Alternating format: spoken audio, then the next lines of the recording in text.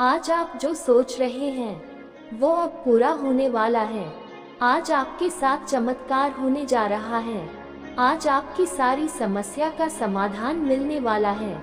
परमपिता परमेश्वर का ये संदेश आपका जीवन बदल के रख देगा। आपकी हर इच्छा अब पूरी होने वाली है। इस संदेश को लास्ट तक सुनना। परमपिता परमेश्वर का ये संदेश आपको कहता है कि अगर ईश्वर आपको इंतजार करा रहा है तो तैयार रहिए, जो आपको आपकी मांगी हुई कीमत से भी ज्यादा देगा। जैसे लोग किसी गरीब को कंधा देना पुण्य समझते हैं, मैं चाहता हूँ कि इसी तरह किसी जिंदा इंसान को सहारा देना भी पुण्य माना जाए, तो जीवन आसान हो जाएगा। जीवन के बारे में इतना मत सोचो, जो है जिंदगी ने उसे दिया है उसने भी लोगों से न मिलने, किसी का सहारा न लेने के बारे में कुछ सोचा होगा। कोई सुखी भगवान कहता है, किसी को दुखी देखकर मुझसे अपनी खुशी की कामना मत करो। यदि आप एक पल के लिए भी किसी को खुशी देते हैं तो अपने दुख को मार देते हैं, और जब आप दर्द और कर दोनों को सहन करने लगते हैं तो समझ लें कि आपने जीना सीख लिया है। कौन क्या कर रहा है, कैसे कर रहा है, क्यों कर रहा है, आप इन सब से जितना दूर रहेंगे उतना ही खुश रहेंगे।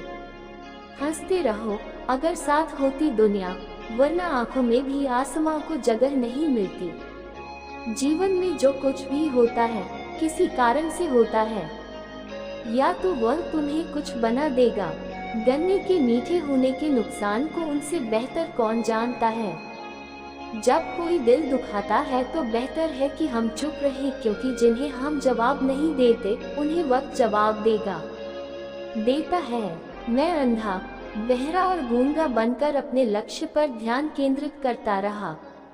यहाँ इतने बेकार लोग हैं कि वे स्वयं कुछ नहीं करेंगे, अन्ना करने वालों को कुछ करने देंगे, और इससे उनका मनोबल भी टूटेगा। लोग जरा सी बात पर आंखों को छोड़ देते हैं और भगवान की दुहाई देकर पकड़ लेते हैं। अपने कर्मों से मत डरो, ईश्वर माफ करता है लेकिन कम नहीं। यह अटल सत्य है कि जैसे बछड़ा गाय के बीच से अपनी मां को ढूंढ लेता है, वैसे ही जो नहीं करेगा उसे भी अखिलेश आज नहीं तो कल ढूंढ ही लेगा। अगर आपकी नीयत साफ है और आपका उद्देश्य सही है तो भगवान भी किसी ना किसी तरह से आपकी मदद जरूर करते हैं। आप जीवन में जितना शांत रहेंगे उतना ही मजबूत होकर हार का विरोध कर पाएंगे, क्योंकि लोहा ठंडा होने पर ही मजबूत होता है। गरीब रहोगे तो कोई ध्यान नहीं देगा। अगर आप कड़ी मेहनत करेंगे तो हर कोई हंसेगा, लेकिन जब आप सफल हो जाएंगे तो हर कोई ईर्ष्या करेगा। जीवन एक गन्ना है जिसे पीछे जाकर ठीक नहीं किया जा सकता, इसलिए आज ही सुधार करें और पुरानी चीजों को अनुभव के तौर पर इस्तेमाल करें। जिस जीवन में उत्साह, लक्ष्य और अनुशासन नहीं उसे जीवन जीना कहते हैं, जीना नहीं। कभी कभी आप बिना कुछ गलत किए भी दूर हो जाते हैं, क्योंकि लोग चाहते थे कि आप 8 या 9 करें।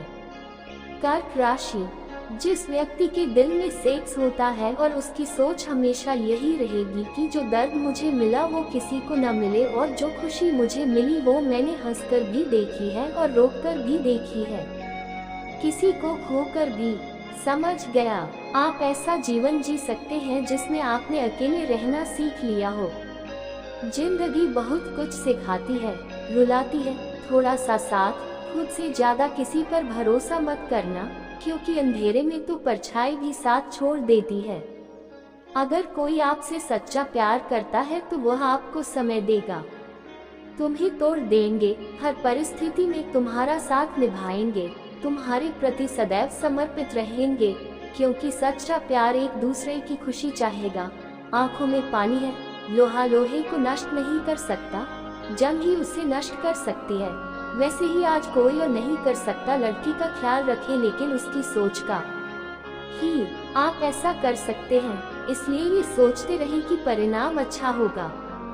इतना कमजोर मत बनो कि कोई तुम्हें तोड़ सके, बल्कि इतना मजबूत दिमाग रखो कि तुम्हें तोड़ने वाला खुद भी टूट सके। ये तुम्हें मजबूत बनाता है। धारा तुम्हें साहसी बनाती है, अनुभव आपको सिखाता है।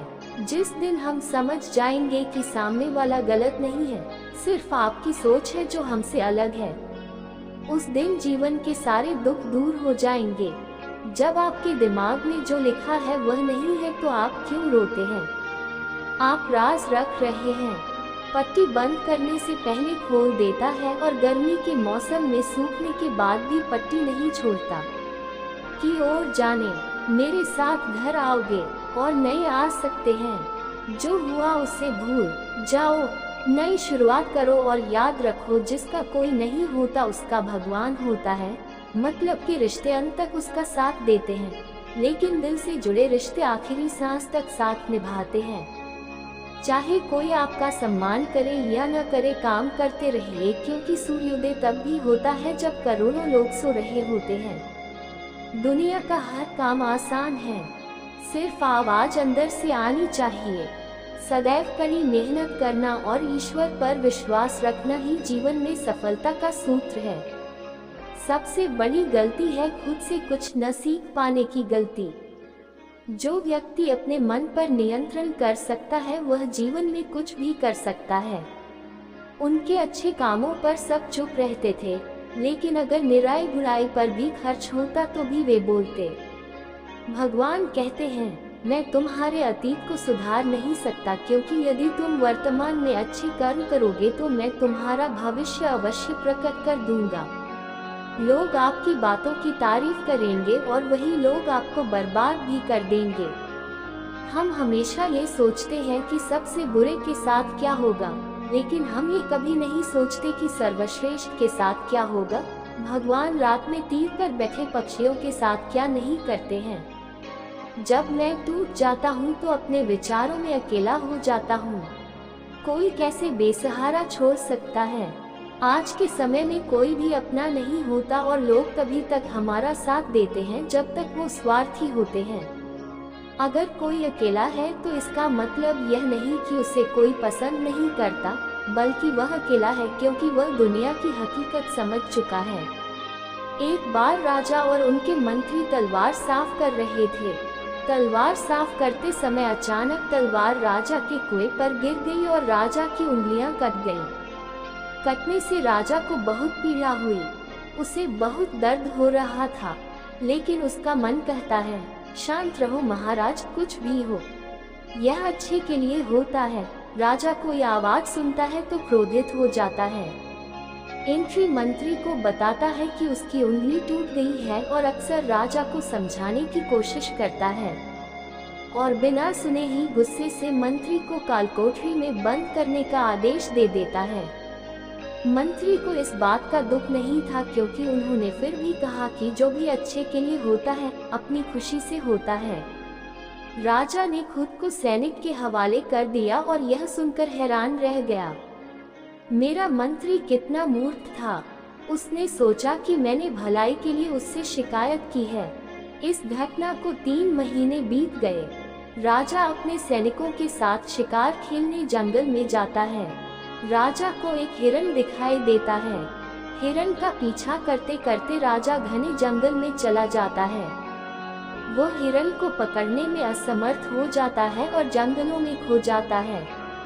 बाहर का रास्ता तो खुल जाता है, लेकिन राजसभा नहीं मिलती। कई बार कुछ आदिवासी लोग उन्हें घेर लेते हैं। वे नहीं जानते थे कि वह एक राजा था। लोग अपने देवता को बलि चढ़ाने आते थे।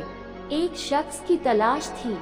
आदिवासी लोग राजा को पकड़कर अपने क्षेत्र में ले जाते हैं। राजा ने उन्हें बार बार समझाने की कोशिश की, लेकिन उन्हें कुछ समझ नहीं आ रहा था।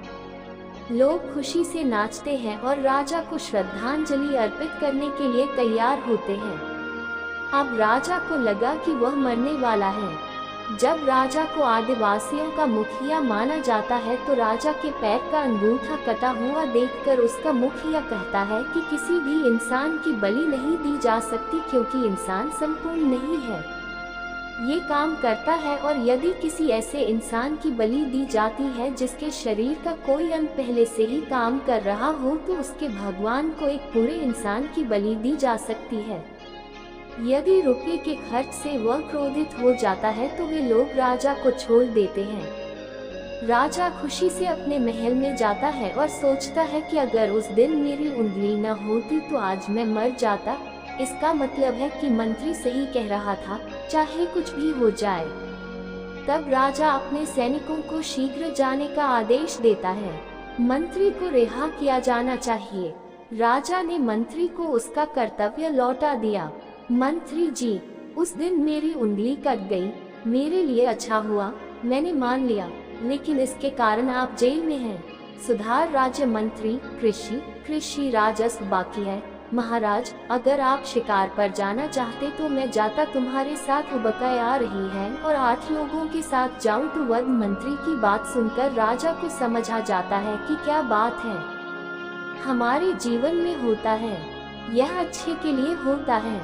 अगर हम अपने जीवन पर नजर डालें तो हमें अपने जीवन में कुछ कठिनाइयां भी नजर आती हैं। हम उनका सामना नहीं करते, हम उन्हें दोष देते हैं। ये कठिनाइयां हमें आगे बढ़ाने और मजबूत बनाने के लिए ही हैं। आतिश हमें हर मुश्किल का सामना सकारात्मक तरीके से करने में मदद करता है। अवश्य देखिए, क्योंकि हर चीज से कुछ न कुछ सीखने को मिलता है। लेकिन हर व्यक्ति के जीवन में सुख और दुख आते जाते रहते हैं। दोस्तों, हमें उम्मीद है कि आपको यह वीडियो पसंद आया होगा। जल्द ही मिलते हैं एक नए ज्ञानवर्धक वीडियो के साथ। और अगर आप चैनल पर नए हैं तो कृपया लाइक, शेयर और सब्सक्राइब जरूर करें। धन्यवाद।